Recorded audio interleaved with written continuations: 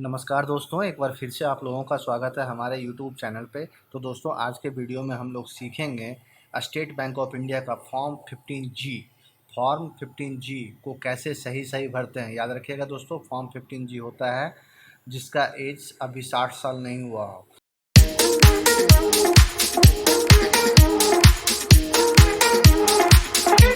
जो 60 साल से ऊपर के हैं उसकी वीडियो मैंने अलग से बना रखी है। तो दोस्तों, फॉर्म 15G भरने के बाद अगर बैंक के द्वारा अगर आपका टैक्स काट लिया जाता है, मतलब जितना पैसा आपको मिलना चाहिए था उतना अगर नहीं मिलता है, तो यह फॉर्म बहुत कारगर साबित होता है और आपको हर हाल में इसे फिल करके देना चाहिए, जिससे कि आपका पैसा कटने से बच सके। तो चलिए दोस्तों, बढ़ते हैं इस वीडियो में आगे और देखते हैं इसको कैसे सही भरते हैं। तो दोस्तों, यह है फॉर्म 15G। इस तरह का कुछ दिखता है। टोटल 2 पेज में होने वाला है ये फॉर्म। तो चलिए, सबसे पहले नेम ऑफ द एक्सेसिव मतलब डिक्लेरेंट, मतलब इस फॉर्म को जो भर रहा है, मतलब जो उस अकाउंट होल्डर का नाम जिसके बिहाफ पे आप भर रहे हो। तो यहाँ पे आपका खुद का नाम होगा, आपका पैन नंबर होगा। इस केस में आपका पैन नंबर मैंडेटरी है दोस्तों, नहीं तो कोई फ़ायदा नहीं है इस फॉर्म को भरने का। ठीक है। और स्टेटस आप जनरल लिख सकते हो। Previous year for which declaration is being made, मतलब प्रीवियस ईयर में जितना, मतलब जो इनकम हुई है आपको या जितने भी आपको बैंक के द्वारा इंटरेस्ट मिला है, तो प्रीवियस ईयर हमेशा फाइनेंशियल ईयर काउंट होता है, जिसको कि आप 2022-23 करेंगे। ठीक है। अगर आप इस साल फाइल कर रहे हैं, अगर आप अगले साल फाइल करोगे तो 2023-24 हो जाएगा। रेसिडेंशियल स्टेटस मतलब आपका जो घर है, क्या वो ऑन्ड है, रेंटेड है, जो भी है आप यहाँ पे लिख दें। यहाँ पे एड्रेस, फ्लोर, ब्लॉक नंबर, देखिए फ्लैट अगर है, फ्लैट नंबर है तो वो दीजिए, नहीं तो ब्लॉक नंबर, डोर नंबर ऐसा कुछ है तो आप 00 दे दीजिए या NA दे दीजिए, चलेगा। नेम ऑफ प्रीमाइसेस, अमूमन यहाँ पे आप जो है सो लैंडलॉर्ड का नाम दीजिए। ठीक है। मेरे केस में मैंने फादर का नाम दिया है। Road, area, town, state, pin number, आपके मतलब एड्रेस में जो पिन कोड है उसका नंबर, एंड आपका ईमेल एड्रेस। 14th नंबर को आप ब्लैंक रख सकते हो। 15 नंबर ऑप्शन को बड़े ध्यान से देखिएगा। अगर आप इसको यस पे टिक कर देंगे तो फिर आपको बताना पड़ेगा आपने कब टैक्स पे किया था। अगर आप टैक्स फाइल नहीं करते हैं तभी है। अगर आप रेगुलर टैक्स फाइल करते हैं तो आप उसको यस पे क्लिक करिए और जिस भी ईयर से आप टैक्स फाइल कर रहे हैं आप यहाँ पे दे दीजिए, मतलब लेटेस्ट जो आपने टैक्स फाइल किया है वो 15B में आप उसको मेंशन कर दीजिए। ये तभी एप्लीकेबल है अगर आपने यस पे क्लिक किया है तो। चलिए, estimated income for which declaration this declaration is made, मतलब एस्टिमेटेड इनकम क्या हो गया, तो इस साल आपको कितना इनकम होने की उम्मीद है वह चीज़। एंड इनकम आप याद रखिएगा, आपका ऐसा नहीं होता सिर्फ आपका इंटरेस्ट काउंट होता है, आप जो टोटल जो डिपॉजिट किए हो वो टोटल डिपॉजिट आपका काउंट होता है दोस्तों।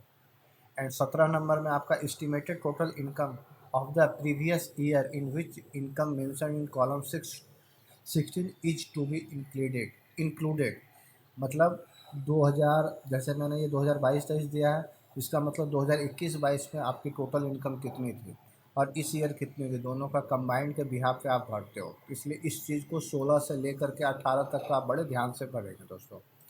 ठीक है। 18 नंबर अगर आप गलत भरोगे तो आपका टैक्स कटेगा, फिर आपको बोलने वाला, आप बैंक में भी जा कर के कुछ नहीं कर सकते हो। 18 नंबर आपका जीरो रहेगा, मतलब ये मैं पहली बार फाइल कर रहा हूँ इसलिए मैंने जीरो दिया। अगर मैं इसके पहले फिल किया रहता तो इसको मतलब जितनी भी बार मैंने अगर फिल किया रहता वहाँ पे मुझे देना पड़ता। एंड एग्रीगेट अमाउंट, एग्रीगेट हो जाता है ये प्लस ये, मतलब 16 + 17। ठीक है। टोटल अमाउंट के लिए आप जितना पे करने जा रहे हो। ठीक है। एंड 19 नंबर में आपका ये देखिएगा, ये ध्यान रखिएगा, अगर स्टेट बैंक में अगर आपके पास अगर कस्टमर आईडी आपका अगर आपको पता है तो सीधा आप यहाँ पे कस्टमर आईडी लिख दीजिए। कस्टमर आईडी से क्या होगा, आपके जितने भी अकाउंट है ना उसका विवरण एक साथ आ जाएगा, आपको हर चीज़ का अलग अलग नहीं लिखना पड़ेगा। आप हमेशा कस्टमर आईडी लिख दीजिए, आपका सारा चीज़ आ जाएगा। नेचर ऑफ इनकम जो भी है यहाँ पे, फिक्स डिपॉजिट है, SB है, एग्रीकल्चर है, जो भी आप यहाँ पे दे सकते हो। Section under which tax is deductible, कौन से सेक्शन के अंदर, तो ये आपका काम नहीं है। अमाउंट ऑफ इनकम आगे नंबर 16 + 17 जो प्लस होता है, तो इस केस में मेरा 3.5 लाख है इसलिए मैंने 3.5 लाख दिया है।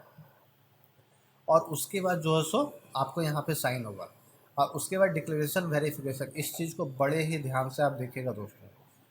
यहाँ पे तो ये तो आपको इजीली समझ में आएगा कि मुझे ये भरना है। उसके बाद ये चीज़ आप हमेशा देखिए कि किस फाइनेंशियल, मतलब हमेशा आपको प्रीवियस जो फाइनेंशियल ईयर जो एंड हो चुका है आपको उसके लिए देना है। ठीक है। एंड 11 असेसमेंट ईयर होता है आने वाला साल का।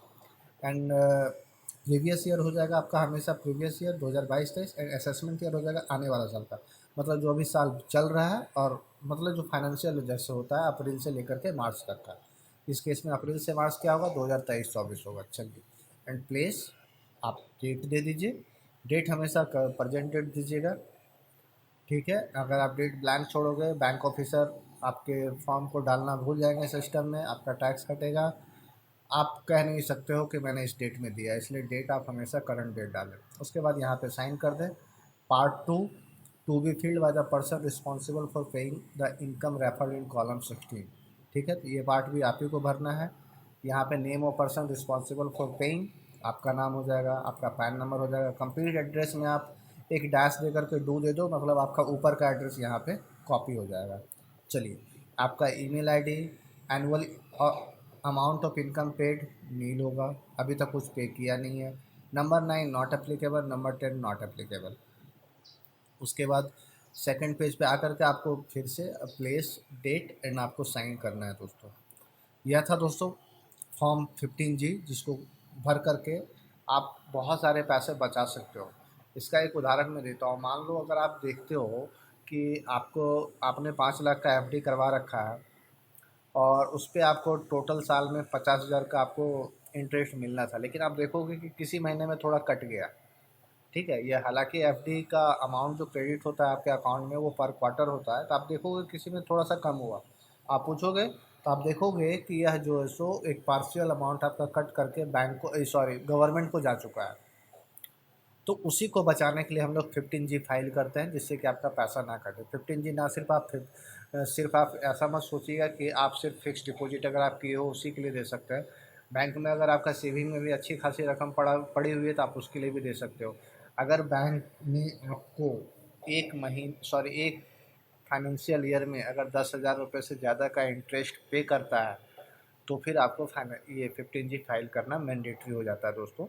मैंडेटरी इसलिए हो जाता है क्योंकि नहीं तो आपके पैसे कटने शुरू हो जाएंगे। तो दोस्तों, यह था स्टेट बैंक ऑफ इंडिया का फॉर्म 15G को कैसे सही सही भरते हैं। उम्मीद करता हूँ कि यह एक इन्फॉर्मेटिव वीडियो आपको अच्छी लगी होगी। तो मिलते हैं इसी प्रकार के कुछ और इन्फॉर्मेटिव वीडियो के साथ। Thank you very much. जय हिंद, जय भारत।